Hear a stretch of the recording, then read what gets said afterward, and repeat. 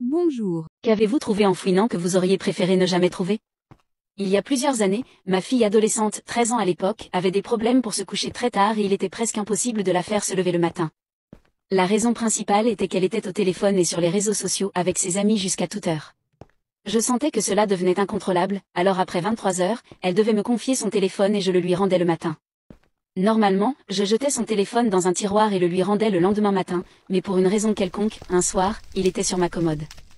Vers minuit, il a commencé à sonner de manière répétée avec des SMS. Je me suis levée pour le mettre dans la commode afin de ne pas l'entendre, mais en regardant l'écran, j'ai vu que j'avais reçu un tas de textos de sa grande sœur qui était à l'université. Mon portable était en bas, dans mon sac à main, et j'ai pensé que quelque chose n'allait pas et que c'était pour cela qu'elle envoyait sans cesse des SMS à sa petite sœur. Quoi qu'il en soit, j'ai ouvert le dernier message. Il s'est avéré être un texte disant à ma plus jeune fille combien elle me détestait.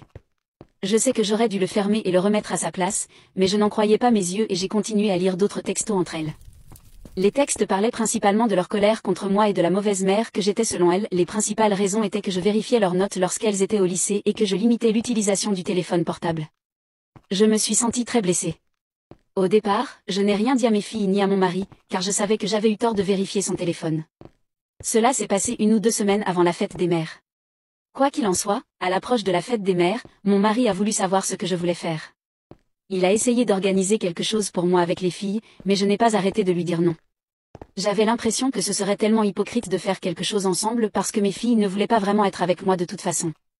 J'étais tellement en colère et blessée que je ne voulais pas dire ou faire quoi que ce soit qui puisse aggraver la situation. Quoi qu'il en soit, j'ai finalement dit à mon mari ce qui s'était passé et pourquoi je me sentais ainsi. Nous avons eu une grosse dispute à ce sujet et il a estimé que j'avais violé leur vie privée. J'ai également avoué à mes filles ce que j'avais fait et j'ai exprimé mon regret de l'avoir fait. Je leur ai dit que j'étais désolée. Mon aînée a commencé à me traiter de chienne et m'a raconté comment j'avais ruiné sa vie et celle de sa sœur. Elle a menacé de dire à mes amis et à mes collègues de travail que j'abusais des enfants. Les relations que j'avais avec mes filles et mon mari ont été irrévocablement modifiées à cause de cet événement. J'avais toujours été la principale responsable de la discipline dans notre famille. Mon mari voulait toujours être l'ami des filles, il détestait la partie difficile de l'éducation des enfants. Après cet événement, j'ai réduit la discipline de ma plus jeune fille et j'ai demandé à mon mari de s'impliquer davantage. Il m'en veut et me dit, pourquoi tu ne la corriges pas? Cela a définitivement créé un fossé entre nous. Il a également mis un verrou sur son téléphone cellulaire pour que personne d'autre que lui ne puisse accéder à ses messages ou les voir. Mon aîné et moi nous sommes quelque peu réconciliés, mais nous ne sommes pas vraiment très proches.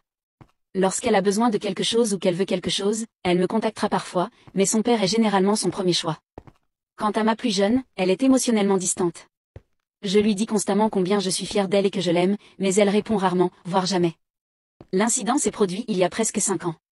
Lorsque mon père est mort l'année dernière, c'est l'une des rares fois où elle m'a dit qu'elle m'aimait. Je ne sais pas si c'était sincère ou si elle a simplement senti qu'elle devait le dire. Je regrette souvent de ne pas avoir trouvé ces messages en fouinant.